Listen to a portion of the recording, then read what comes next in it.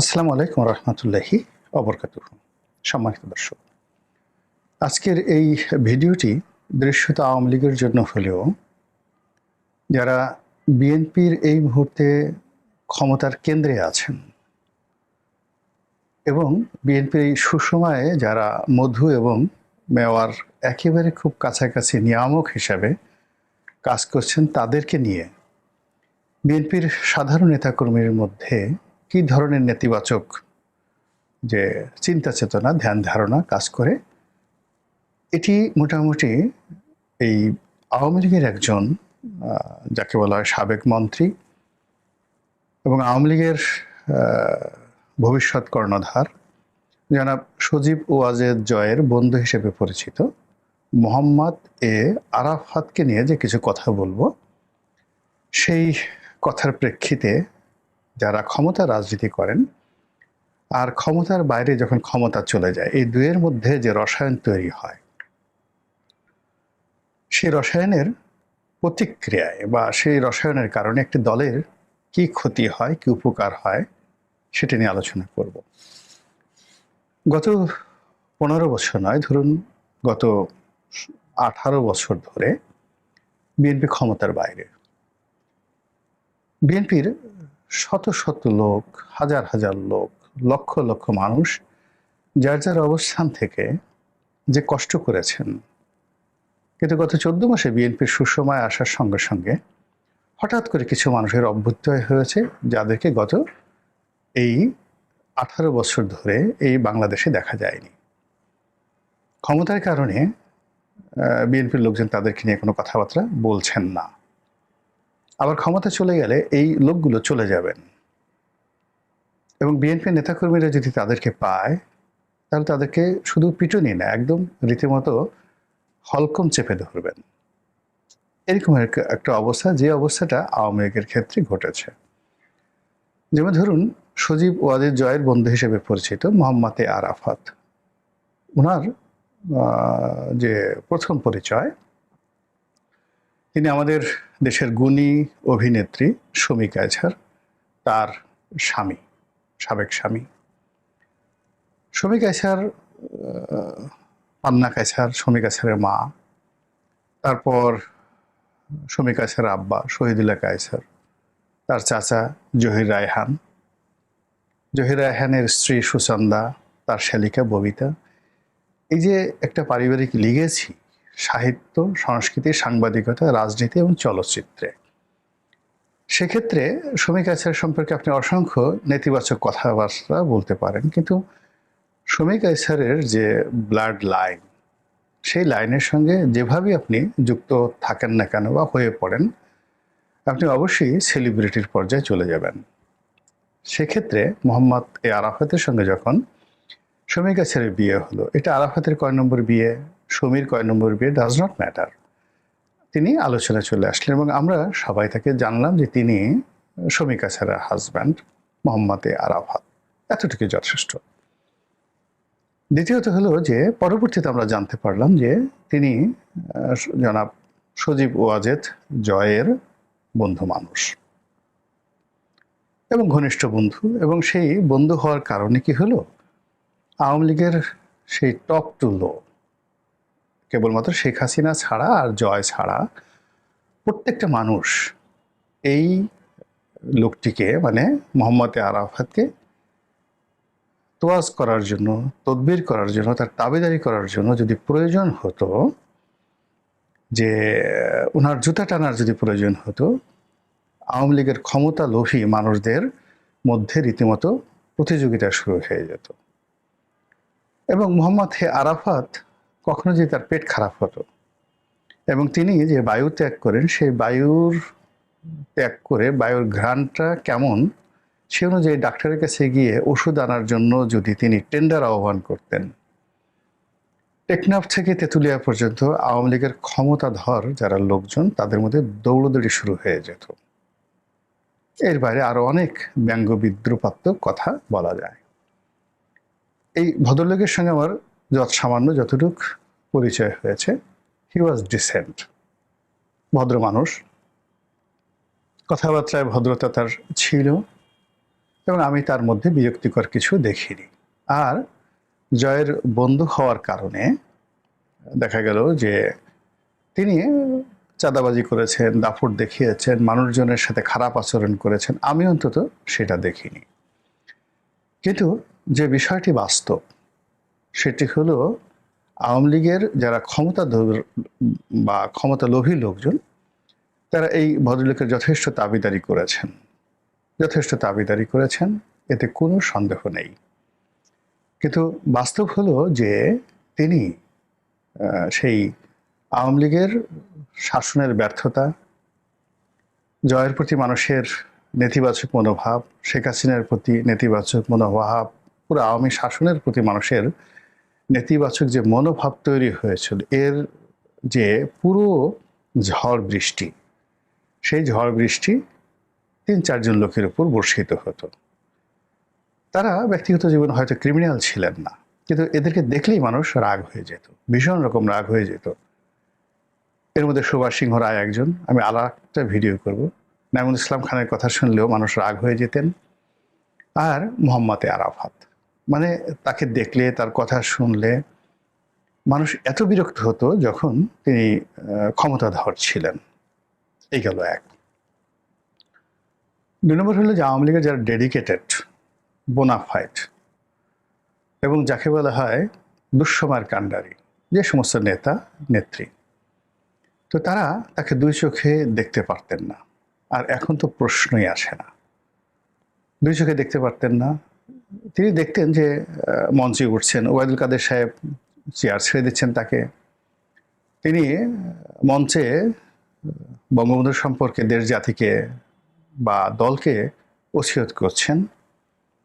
তারপরে ডিজিটাল বাংলাদেশ সম্পর্কে জয়ের যে চিন্তা চেতনা, এইগুলো নিয়ে বিশাল সেমিনার হচ্ছে। সেমিনারে তিনি সাবেক প্রধানমন্ত্রী শেখ হাসিনার পাশে বসে খুবই গুরুগম্ভীর কথাবার্তা বলছেন, তথ্যপত্র ডাটা নিয়ে। আর সামনে বসে যারা আওয়ামী লীগের এরকম ডেডিকেটেড লোক, তারা মনে মনে গালাগালি করতেন যে শালা তোমাকে পেয়ে নেই, এমন পাড়া দেব তোমার জিব্বা টানতে ছেড়ে ফেলবো, আওয়ামী লীগকে তো চিনো না। তো এই কথাগুলো মনের মধ্যেই থাকতো, কেউ কিন্তু বলতো না, কেউ কখনো বলতো না। আর ওই ধরনের বিরূপ পরিস্থিতি সৃষ্টি হতো না। এর কারণ হলো আমাদের দেশে আওয়ামী লীগ, বিএনপি, জামাত সবাই কিন্তু আসলে ক্ষমতা কেন্দ্রিক। ক্ষমতা যার হাতে তাকে মানুষ তোয়াজ করে এবং তদবির করে।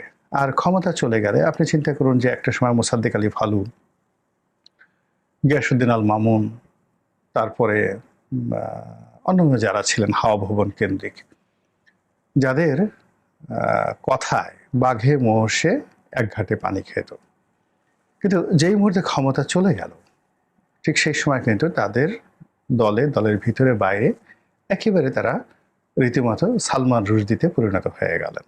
আওয়ামী লীগও তদ্রুপ। আওয়ামী লীগের যে সমস্ত লোকজন এই ক্ষমতার সময়টাতে খুব ক্ষমতাধর ছিলেন এবং তারা ক্রিমিনাল ছিলেন না, দুষ্ট ছিলেন না, অন্যায় সম্পর্কে তাদের এরকম কোনো অভিযোগ নেই, কিন্তু কেবলই মাত্র ক্ষমতার খুব কাছাকাছি তরতরিয়ে উঠে পড়ার কারণে কি হলো, আওয়ামী লীগের ভিতরে ভীষণ রকম একটা ঈর্ষাপরায়ণ গ্রুপ তৈরি হয়ে গেল। পেছনে যারা সমালোচনা করতো, আর সাধারণ মানুষ আওয়ামী লীগের যত গালাগালি, ওবায়দুল কাদেরকে যতটা না অপছন্দ করতো, তার ১০০ গুণ, ১০০০ গুণ, লক্ষ গুণ, কোটি গুণ অপছন্দ করতো সুভাষ সিংহ রায়কে এবং মোহাম্মদ আরাফাতকে। এটা হলো বাস্তবতা। তো সেই আরাফাত সাহেব যখন গুলশানের একটি আসন থেকে সংসদ সদস্য নির্বাচিত হওয়ার জন্য প্রতিদ্বন্দ্বিতা করলেন, তার বিরুদ্ধে হিরো আলমকে দাঁড় করিয়ে দেওয়া হলো। এটা মূলত তাকে অপমান করা, তার বিরক্তি উৎপন্ন করা, তাকে নাজেহাল করার জন্য একটা সম্মিলিত প্রচেষ্টা ছিল।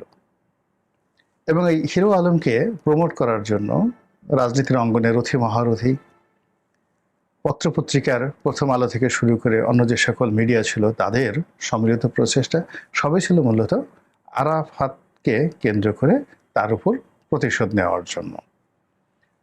তো এইভাবেই আসলে পুরো ক্ষমতার সময়টিতে, বিশেষ করে ২০১৪ সনের পরে আরাফাতের ক্ষমতা বাড়তে বাড়তে একেবারে শেখ হাসিনা যখন পতন হলো, তিনি তখন সালমান এফ রহমানের পরের লোকটি ছিলেন ক্ষমতার দিক থেকে এবং দলীয় যারা নেতাকর্মী আছেন তাদের তোয়াজ তদবিরের দিক থেকে, মানে আরাফাত সাহেবকে দেখার সঙ্গে সঙ্গে আওয়ামী লীগের লোকজন মুহূর্তের মধ্যে নৌকা হয়ে যেত, মানে ভাঁজ হয়ে যেত, পাল তুলে দিত, সঙ্গে সঙ্গে পাল তুলে দিত, বৈঠা টানা শুরু করে দিত, হুজুর আপনি যা বলবেন।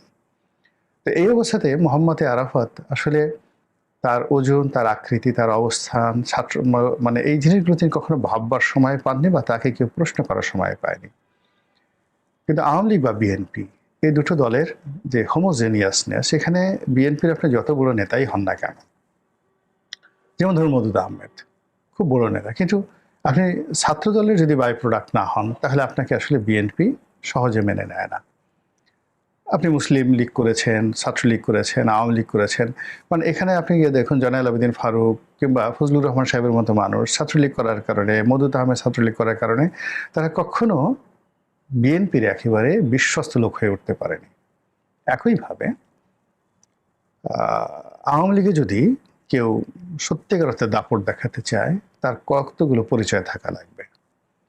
মুক্তিযোদ্ধা পরিবারের সন্তান হতে হবে, বাবা মুক্তিযুদ্ধ হলে আরো ভালো হয়, বাপ, চাচা, নানা, খালু, ফুপা, মামা এদের আওয়ামী লীগের এমপি হতে হবে, মন্ত্রী হতে হবে, আর ছাত্রলীগ করতে হবে।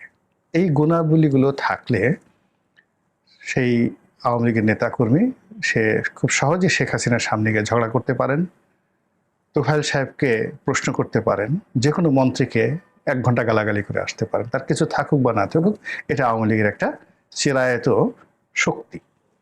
আর এখান থেকে ধরুন যাদের ঠিক যাকে বলা হয় এই 3টা গুণাবলী নেই, যেমন ধরুন শেখ পরিবারের সন্তান শেখ হেলাল ধরেন বা তন্ময় ধরেন, কিন্তু এরা কখনো ছাত্রলীগ করেনি। ফলে কি হলো, তারা ওই ক্ষমতার আরাফতের মতো তারা ওই ক্ষমতার কেন্দ্রেই দাপট দেখেছেন, কিন্তু বিশ্ববিদ্যালয় ক্যাম্পাসে এসে ছাত্রলীগের মধ্যে এসে ওইরকম একটা টু শব্দ করবে, কথাবার্তা বলবে, এরকম সাহস তাদের অতীতেও ছিল না, এখনো নেই। এটা শেখ পরিবারের লোকের ক্ষেত্রে আমি বর্ণনা করলাম। আপনি অন্যান্য যারা আছে, যেমন বাবা এমপি, নিজে এমপি হয়েছে, মন্ত্রী হয়েছে, কিন্তু ছাত্রলীগ করেনি, আমেরিকাতে পড়াশোনা করেছে, আমেরিকা থেকে এসেই হয়ে গেছে। তো যে সকল ডেডিকেটেড নেতাকর্মী ছাত্রলীগ করেছেন, ছাত্রলীগের সেক্রেটারি ছিলেন, কিন্তু কিছুই পান নাই জীবনে, কিন্তু সে ছাত্রলীগের সেক্রেটারি ছিল, দেখা গেল একটা মন্ত্রীকে তুই তুকারি করে তিনি কথাবার্তা বলছেন, এটা আওয়ামী লীগের একটা সাধারণ বৈশিষ্ট্য। তো সেই দিক থেকে মোহাম্মদ আরাফাত তার কোনো সিএস, আরএস, বিএস কোনো জরিপে আওয়ামী লীগের সঙ্গে তার যে সম্পৃক্ততা, এটা আমরা ব্যক্তিগতভাবে জানিনি, কখনো জানিনি। তিনি ছাত্রলীগ করেছেন, ছাত্রলীগের তার কোনো যাকে বলা হয় সিএস পর্যায়ে আছে, যেমন এখন ধরেন শাহাবুদ্দিন চুপ্পু, সেই ছাত্র জীবন থেকে ছাত্রলীগ করেছেন, প্রেসিডেন্ট, ছাত্রলীগের হয়ে সে জেল খেটেছেন, তারপরে বঙ্গবন্ধু হত্যাকাণ্ডের পরে তিনি আবার জেল খেটেছেন এবং সেখান থেকে বের হয়ে বিসিএস করে তিনি সেই যাকে বলা হয় রাষ্ট্রপতি হয়েছেন। এখন তার যে জোশ ছাত্রলীগকে নিয়ে, আবার সে যেভাবে খুব সহজে টেকনাফ থেকে তেঁতুলিয়া পর্যন্ত ছাত্রলীগের, যুবলীগের, আওয়ামী লীগের, মহিলা আওয়ামী লীগের সবার মধ্যে সে মিশে যেতে পারবে, তোফায়েল সাহেব যেভাবে পারবে, আব্দুল হামিদ সাহেব যেভাবে পারবে, বা যাকে বলা হয় সাবেক রাষ্ট্রপতি জিল্লুর রহমান যেভাবে পারবে, ঠিক সেইভাবে কিন্তু জিল্লুর রহমান সাহেবের ছেলে পাপন সাহেব পারবে না, কিংবা রাষ্ট্রপতির ছেলে এই যে হামিদ সাহেবের ছেলে পরবর্তীতে মন্ত্রী হয়েছেন বা এমপি হয়েছেন, তিনি পারবেন না। এটাই হলো স্বাভাবিক। তো সেই দিক থেকে মোহাম্মদ আরাফাতের অবস্থাটা দলের নেতাকর্মীদের মধ্যে ওইরকমই ছিল। এখন দল ক্ষমতায় নাই, উনি দেশের বাইরে বা দেশের ভেতরে কোথাও আছেন, পালিয়ে আছেন। কিন্তু অবাক করার ব্যাপার হলো যে সেখানে থেকেও তিনি সেই আগের মতোই বক্তব্য দিয়ে যাচ্ছেন। প্রথমত আমি তাকে অনুরোধ করব এবং দলকে অনুরোধ করব যে স্টপ ইট।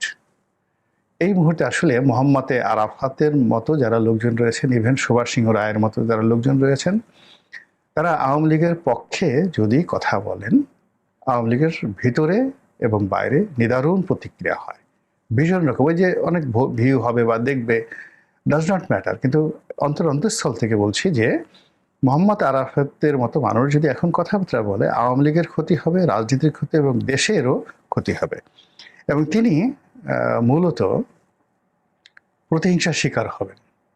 এবং দেশের বাইরে আওয়ামী লীগের যারা লোকজন আছে, আপনি যেখানে চিন্তা করেন যে ডক্টর মোহাম্মদ ইউনূস সাহেব যান, তাকে ডিম ছুঁড়ে মারছে, তা আরাফাতকে যদি সেই আওয়ামী লীগের লোকেরা পায় দেশের বাইরে, একটা সোজা বাটাম দিয়ে ফেলবে। তার সঙ্গে জয়ের কি বন্ধুত্ব আছে না না আছে ওটা তিনি যখন ক্ষমতায় ছিলেন তখন ছিল, কিন্তু এখন তিনি যদি জয়ের পাশেও দাঁড়িয়ে থাকেন, জয়ের গলা ধরেও যদি দাঁড়িয়ে থাকেন, জয় তাকে রক্ষা করতে পারবে না। ওখান থেকে টেনে এনে কিন্তু তাকে আওয়ামী লীগের লোকজন কিল গুতা ঘুষি দিয়ে তাকে নাকের বদনা ফাটিয়ে দেবে একদম রীতিমতো। এটা হলো আওয়ামী লীগের বৈশিষ্ট্য, ছাত্রলীগের বৈশিষ্ট্য। এবং এই দল, মানে এটা শেখ হাসিনা খুব ভালো করে জানেন। এই দলে ধরেন অনেক কথা, কেবলমাত্র শেখ হাসিনার অনেক কথা ধরেন দলের নেতাকর্মীরা জানে যে এটা খারাপ, বিরক্তিকর, তারপরে তারা শোনে। এটা এই আনুগত্যটা দলের মধ্যে আছে। কিন্তু তাই বলে ওবায়দুল কাদেরের কথা আগে যেভাবে বলেছে সেভাবে মানুষ শুনতে রাজি নয়। জাহাঙ্গীর কবির নানকের কথা শুনতে রাজি নয়, বাহাউদ্দিন নাসিমের কথা শুনবে না মানুষ। এই কথা যদি এখন এই যে বাংলাদেশে আমরা আছি, আওয়ামী লীগের সাধারণ নেতাকর্মীদের সঙ্গে দেখা হয়, কথা হয়, সাধারণ জনগণের সাথে কথা হয়, এই জিনিসগুলো মানে যাদের কারণে আওয়ামী লীগের বিরক্তি সৃষ্টি হয়েছে, আওয়ামী লীগের বিরুদ্ধে যাদের কারণে আওয়ামী লীগের পতন হয়েছে, সেই মুখগুলো, সেই নামগুলো আবার যদি সামনে আসে, সেই আনিসুল হক, সেই মানে সালমান এফ রহমান, আবার সেই সালমান এফ রহমানের একজন সেই কর্মচারী কর্মকর্তা বা তাদের যারা চাকর বাকর ছিল, পোষ্য ছিল, তারা এই যখনই দেশে বা দেশের বাইরে আওয়ামী লীগের পক্ষে কোনো কথাবার্তা বলার চেষ্টা করছেন, এরা সবাই কিন্তু বাটাম খাবেন। আওয়ামী লীগের যারা লোকজন আছে তাদের হাতেই বাটাম খাবেন। আওয়ামী লীগের মধ্যে যেটা দরকার সেটা হলো প্রথমত শেখ হাসিনার বক্তব্য, সেটা ঠিক আছে। এর বাইরে অন্যান্য যে সমস্ত মানুষ যাদের ইমেজ আছে, ক্লিন ইমেজ আছে, যাদের সম্পর্কে কোনো বদনাম নেই, তারা হয়তো খুব বড় নেতা নন, কিন্তু মানুষ হিসেবে অনেক বড়। যেমন ধরেন নেত্রী শেখ হাসিনা, আওয়ামী লীগের নেত্রী শেখ হাসিনা, তিনি সাবের হোসেন চৌধুরীকে পছন্দ করেন না, এটা আমরা সবাই জানি। কিন্তু বাস্তবতা হলো সাবের চৌধুরী যদি একটা কথা বলেন, ওটার গুরুত্ব অনেক। সেলিনা হায়াৎ আইবির কথার গুরুত্ব আছে। এমনকি যে শামীম ওসমান, এখন শামীম ওসমান আওয়ামী লীগের মধ্যে কিন্তু ভীষণ রকম জনপ্রিয়।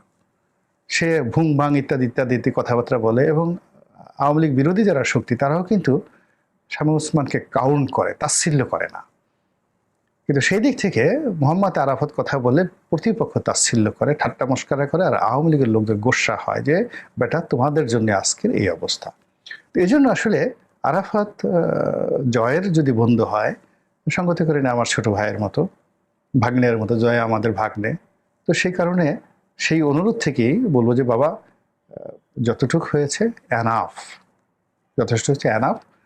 আবার যদি ক্ষমতায় আসে, আবার যদি জয় চায় তুমি আসবে বা আপনি আসবেন, তখন আপনাকে কেউ কোনো কথা বলবে না। ক্ষমতা কেন আবার আপনার জুতো টানবে, আবার আপনার মানে যাকে বলা হয় পাল তুলবে আপনার কথার উপর। কিন্তু এই মুহূর্তে whatever you are doing, if you really love your party, if you really like that Sheikh Hasina will do better, সেক্ষেত্রে স্টপ ইউর মাউথ, জাস্ট মুখটা বন্ধ রাখেন।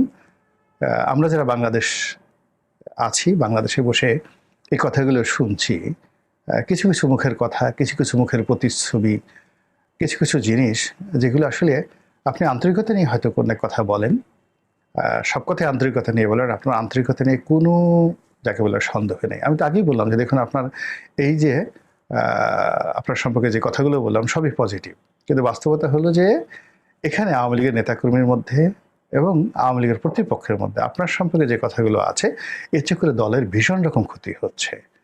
দলে অনেক লোক লাগে, আবার যদি কখনো আওয়ামী লীগ ক্ষমতায় আসে, ভালো পজিশনে আসে, তখন আপনারা আবার আসবেন, তখন আপনাদের তো কেউ নিষেধ করবে না। বাট এই ক্রাইসিস মোমেন্টে আপনি যা কিছু করছেন না কেন, এটা ভালো হচ্ছে না। আল্লাহ আমাদের সবাইকে হেদায়েত দান করুন এবং হেফাজত করুন। আসসালামু আলাইকুম ওয়া রাহমাতুল্লাহি ওয়া বারাকাতুহু।